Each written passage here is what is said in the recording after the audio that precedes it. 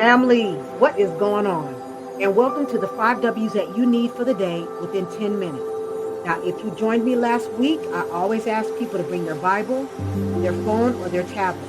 Now, I do want you to know that I do study with my Bible, but when I talk with you guys, it will be with my tablet. And just a reminder, I am not here to be the teacher. I am here for us to talk about the chapter together. I'm hoping that you're going to put some comments in the comment section down below.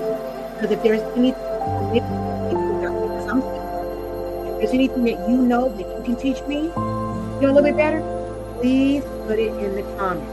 We are all students. I am not. Now, listen, before we get started, please like, subscribe, dollystudios@gmail.com, www.dollystudios.com. Now let's get started. Of course, we're talking about the 5 W's that you need within 10 minutes. That means we're going to get you out of here in 10 minutes. Now, we are discussing Genesis 2. Now, folks, Genesis 2 is basically a continuation of Genesis 1. Now, we know that in Genesis 1, God created the heavens and the earth, and it was without form. That means He's made it from nothing. God makes sure that He explains that He did all of this in 7 days, the 6 days, and then the 7th day that He rested. God made sure that He explained in so many words that work is important, but so is rest. If you guys get frustrated by work, you guys better talk to God about it because God is the one that started it. So now that we're going to talk about Genesis 2, Genesis 2 is going to be the continuation of 1 as far as the creation. But what is going to happen is we are also going to talk about Adam and Eve. And we're going to start working into that. So now, the who. Who are we talking about? We're talking about God. We're talking about Elohim. We're talking about the great I am. We're talking about God. We're talking about Adam, who was formed, not earth, formed from ground, from earth. And we're talking about Eve. Eve was also formed, but God took a rib from Adam, and she was created that way. Okay? Now, let's talk about the what. What are we talking about in this chapter? We're talking about a couple of things. We're talking about how God finished the creation and how He rested on the 7th day, and He blessed it and He sanctified it. We're also talking about how God formed man from dust, breathed into it, and made him alive. Okay? We're also talking about how God created the Garden of Eden. And who did He create that for? He created it for man. He created it for Adam and Eve. I'm going to say Adam right now because Eve wasn't made yet. He created it for Adam, and He put Adam in charge of it.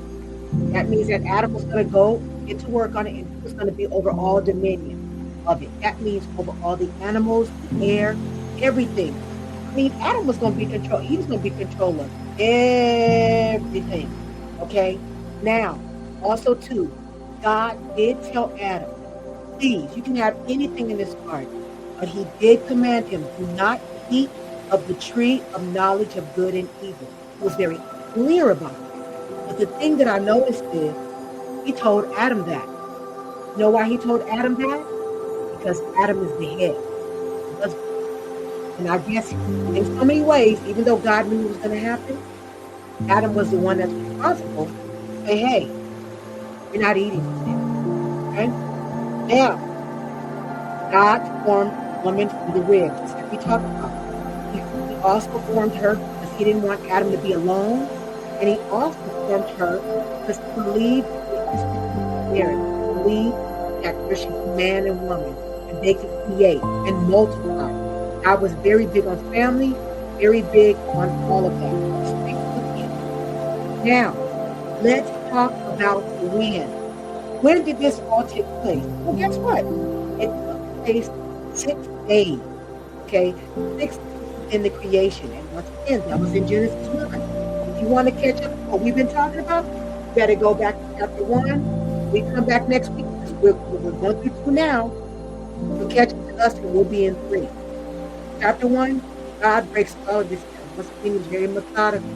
It's everything in order. Ah, ocean. He split it.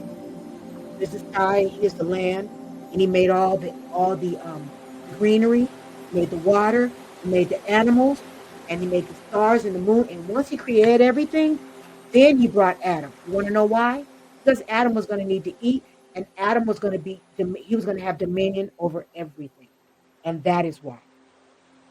Let's talk about the where. Where did this stuff happen? Well, guess what? It happened in the Garden of Eden. Remember, God created the Garden of Eden. Now, there's something important that I wanted to talk about in the Garden of Eden because it was something that I learned that I did not know before. See, that's what happens when you just read and you don't study. Okay? Just keep it at a B. All right. So now, before I did not know about these four rivers that ran around Eden. There are four rivers. There's three that we can talk about. There's one that's there, but we don't know where. Let's talk about them. The first river is the Pishon River. It is a legendary river from the book of Genesis that flows from the Garden of Eden, surrounding the land of Havilah, which was known for its gold and gems. Unlike other rivers, the Tigris and the Euphrates, the location is unknown. From what I read, it's unknown. Now, if anybody knows, put it in the comments. From what I read, no. They do say that it's located in the east. Let me tell you something. Isn't God amazing? God has done so many things. There's some things we have explanations on and some things we don't. I still can't wait to meet up with God. I still want to know how he fed all those people with that little bit of fish and bread. That always stumps my mind. Okay? Well, guess what? Because God said he could do that. So now, let's talk about the next river. The next river is the Gihon River. It is a legendary river from the book of Genesis that flowed from the Garden of Eden. It was described to encirculate the land of Cush, and it's Cush, which is in Ethiopia. That's our folks, okay? It's a historic spring in Jerusalem that is a part of the city's water system today. This river is still a part of the system today. How can we say that there's no God and he gives us all these little breadcrumbs, all these little breadcrumbs to know that he's alive and well? Let's talk about the last two rivers. The last two rivers are the Tigris and the Euphrates. Both of these rivers are defined around the Mesopotamia. Now, the Tigris River flows south from the mountains of the Armenian highland to the Syrian and Arabian desert before merging the Euphrates and reaching to the Persian Gulf. I didn't know none of that. I'm going to tell you. I read this a couple of times, and I didn't know any of this. That's what's supposed to show you, where you're just reading and you're not actually studying. See what I'm saying? That's what I was doing. I was reading, and I wasn't studying. Now, let's talk about the why. Why? Why did God do all of this? Well, God wanted you to all know, and he wanted to show you his personal involvement in all this. He wants to show you how much he loved us and cared about us. He took his time to build this world, to make sure that we had everything so we could survive. That's why he did it.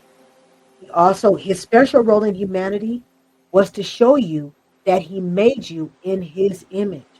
That's how much he loved us. He made us in his image.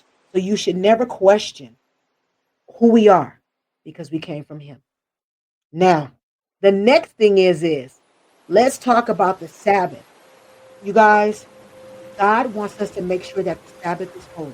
Whether you think it's Sunday or Sabbath, I have no clue. But whichever day that you think, make it a special day. Make it holy. Do nothing on that day. But guess what? I'm going to take my own advice.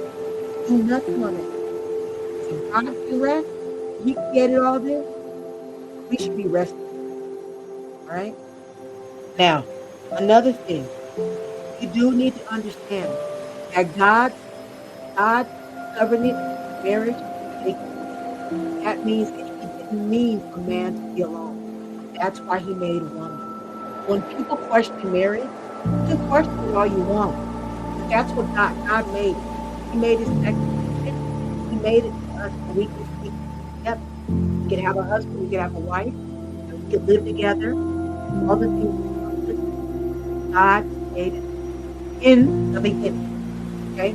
Now, also too, please keep this in mind. God provided us with everything that we need. He provided Adam and Eve with everything that they needed. They had food, they had shelter, they had a beautiful place, water, sunshine, animals. And just think, they had dominion over all of that. They had dominion over all of it. Okay. That's what's so crazy about it. They had dominion over all of it. Now let's talk about these takeaways really quick. Because I can't leave you without us talking about the takeaways. One of the takeaways is, okay, God is personal and he's relational. Okay? He's personal and relational. That means that when he created us in his own image and he loved us. He wanted us to be. He made us. All of this was planned for us. So how can we not? I mean, just imagine out of everything that is in this world, we as humans, we have dominion over. It's always been that way. It's always been that way. That's what's funny to me, you know? So listen, we've gone through a couple of things, and I told you I was going to keep you for 10 minutes, but guess what? I'm only going to keep you for 10 minutes. Next week, I'm going to get on my job, and I'm going to be a little bit better about making sure I can get you out of here in 10 minutes because I know y'all got stuff to do. So listen, I do appreciate you guys coming on here and listening to me. And also, too, if you could, before you leave, if you know the Bible better than me, and if you are very aware of Genesis 2, and if there's some things that I didn't touch, please put them down in the comments because once again, I'm a student of this. I'm learning. I'm here for us to learn together. I'm here for us to get excited about the Bible and not just, some people just say, oh my, this is a lot. This is a lot. But I'm going to tell you guys something. It's really not a lot. It's really entertaining, honestly. And I don't mean entertaining in a funny way. I mean, if you really get involved in the word and really read and start to listen to all the things that God says, a lot of things make sense. It makes sense to me. Okay. I'm going to get you guys get out of here. So please, before you leave, please like, share, subscribe. JollyStudios at gmail.com, www.jollystudios.com. Now, I'm here every week. I don't know what day, so please, if you can, go ahead and touch that bell because that's the only way you're gonna know what day I'm here. Okay, because I'm so busy, I can't even pin down what day I might be here because I have this podcast and I have another podcast and I have other things that I do on the side. But I love you guys. I appreciate you coming in here and us studying together. Now, next week is Genesis 3. Make sure you bring your Bible, your tablet, or your phone. You guys take care. I love you and have a good one. Bye bye.